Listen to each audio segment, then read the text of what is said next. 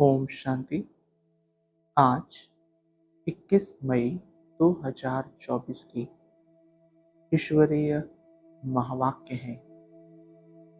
आज की मुरली का सार है, मीठे बच्चे, शिव बाबा वंडरफुल बाप, टीचर और सदगुरु है। उसे अपना कोई बाप नहीं, वह कभी किसी से कुछ सीखता नहीं, उन्हें गुरु की दरकार नहीं। ऐसा वंडर खाकर तुम्हें याद करना चाहिए। आज का प्रश्न, याद में कौन सी नवीनता हो तो आत्मा सहज ही पावन बन सकती है? उत्तर, याद में जब बैठते हो तो बाप की करेंट खींचते रहो।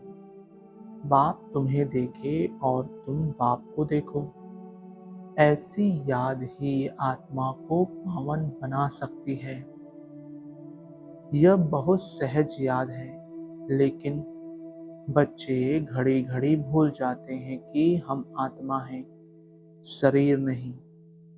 देही अभिमानी बच्चे ही याद में ठहर सकते हैं। धारणा के लिए मुख्य सार।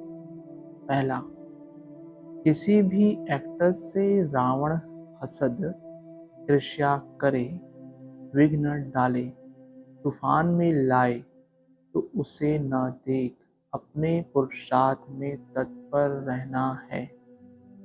क्योंकि हर एक एक्टर का पार्ट इस ड्रामा में अपना अपना है। यह अनादि ड्रामा बना हुआ है। दूसरा, रावण मत पर ईश्वर की अमानत में खयानत नहीं डालनी है। सबसे ममत्व निकाल पूरा ट्रस्टी होकर रहना है।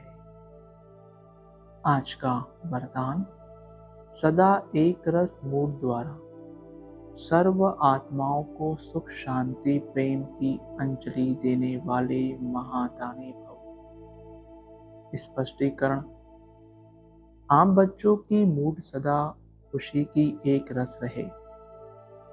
कभी मूड ऑफ, कभी मूड बहुत खुश, ऐसे नहीं। सदा महादानी बनने वालों की मूड कभी बदलती नहीं है। देवता बनने वाले माना देने वाले।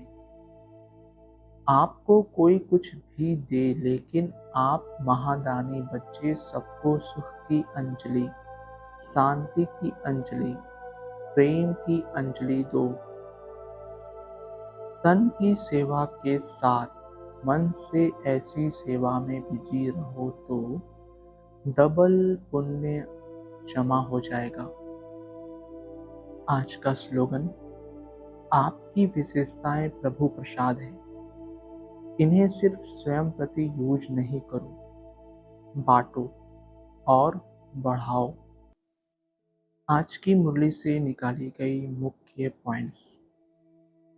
बाप कहते हैं, मैं क्या पढ़ूं, मैं तो पढ़ाने आया हूं, मैं पढ़ा हुआ नहीं हूं, मैंने कोई से शिक्षा नहीं ली है, कोई गुरु नहीं किया है।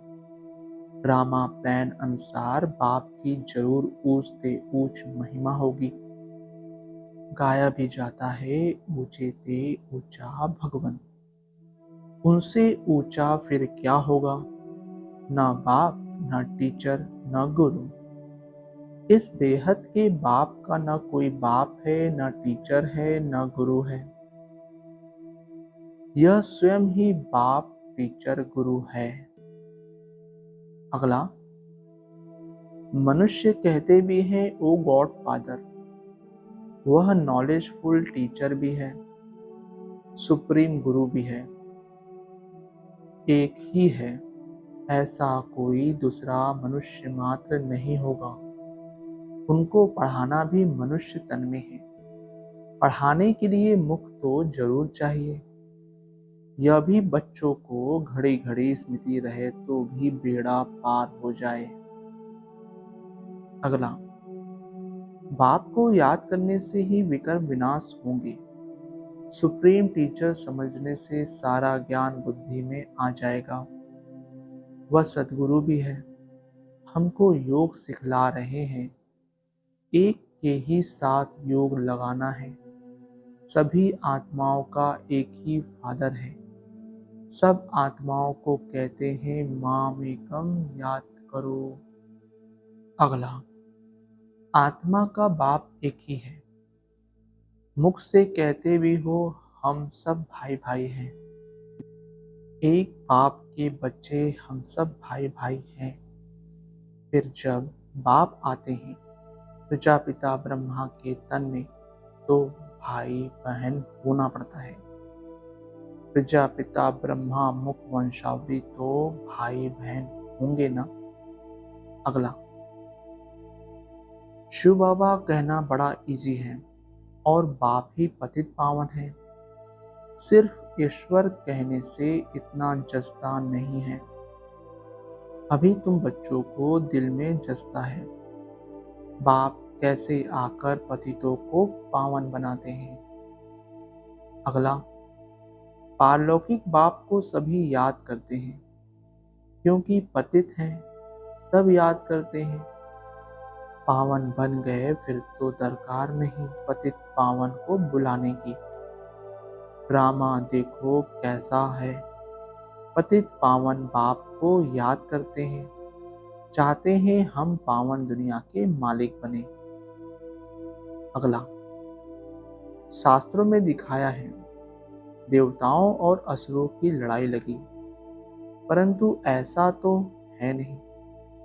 अभी तुम समझते हो हम न असुर हैं न देवता हैं, अभी हम हैं बीच के। सभी तुमको कूटते रहते हैं। यह खेल बड़ा मजे का है। नाटक में मजा ही देखने जाते हैं ना। वह सब है हद के ड्रामा, यह है बेहद का ड्रामा। अगला, शिव बाबा कोई से भाषा सीखा होगा, जबकि उनका कोई टीचर ही नहीं, तो भाषा फिर क्या सीखा होगा। तो जरूर जिस रथ में आते हैं उनकी भाषा ही काम में लाएगा। उनकी अपनी भाषा तो कोई है नहीं।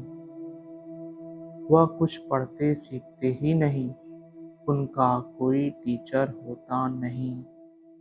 अगला, आप कहते हैं मैं इस वैरायटी मनुष्य सृष्टि का बीज हूँ। है तो सब मनुष्य, परंतु वैरायटी है। एक भी आत्मा के शरीर के फीचर दूसरे जैसे नहीं हो सकते। दो एक्टर एक जैसे नहीं हो सकते। यह है बेहद का ड्रामा।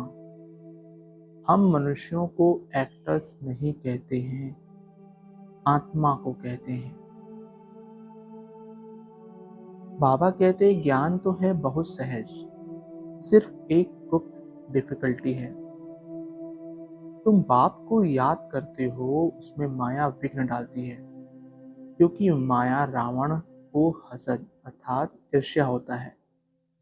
तुम राम को याद करते हो तो रावण को हसद होता है कि हमारा मुरीद राम को क्यों याद करता है। यह भी ड्रामा में पहले से ही नूद है, नई बात नहीं।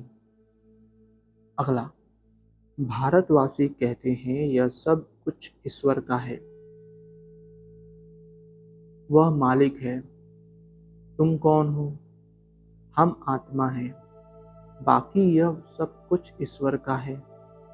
यह देह आदि जो कुछ है परमात्मा ने दिया है। मुख से कहते ठीक है, कह देते हैं यह सब कुछ ईश्वर ने दिया है। अच्छा, फिर उनकी दी हुई चीज में ख्यानत थोड़ी डालनी चाहिए, परंतु उस पर भी चलते नहीं, रावण मत पर चलते हैं। अगला, बाप समझाते हैं तुम तो ट्रस्टी हो, परंतु रावण संप्रदाय होने के कारण तुम ट्रस्टी बने में अपने को धोखा देते हो। मुख से कहते एक हो, करते दूसरा हो। बाप ने चीज दी, फिर ले ली, तो उसमें तुमको दुख क्यों होता है? अगला, तुम तो अपने को देह समझते थे, वो राम था। अब बाप कहते हैं देही अभिमानी भव। कृष्ण तो कह न सके देही अभिमानी भव, उनको तो अपनी देह है ना। शिव बाबा को अपनी देह नहीं है, यह तो उनका रथ है जिसमें वह विराजमान है। अगला, मैं आत्मा हूँ शरीर नहीं, यह घड़ी घड़ी भूल जाते हैं। बाप भी जानते हैं बच्चे काम चिता पर बैठकर काले हो गए हैं, कब्र दाखिल हो पड़े हैं, इसलिए सावरे बन गए हैं। उनको ही फिर बाप कहते हैं हमारे बच्चे सब जल मरे हैं। यह बेहद की बात है। अच्छा, ओम शांति मीठे बाबा, शुक्रिया बाबा। ओम शांति ब्राह्मण परिवार, ओम शांति।